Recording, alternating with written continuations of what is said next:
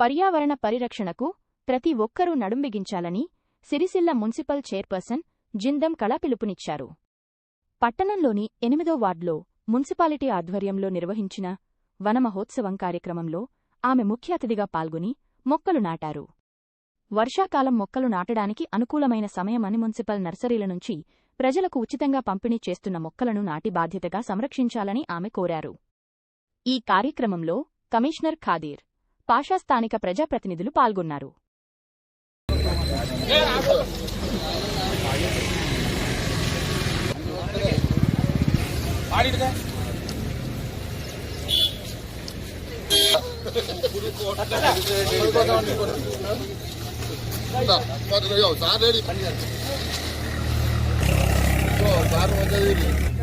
madam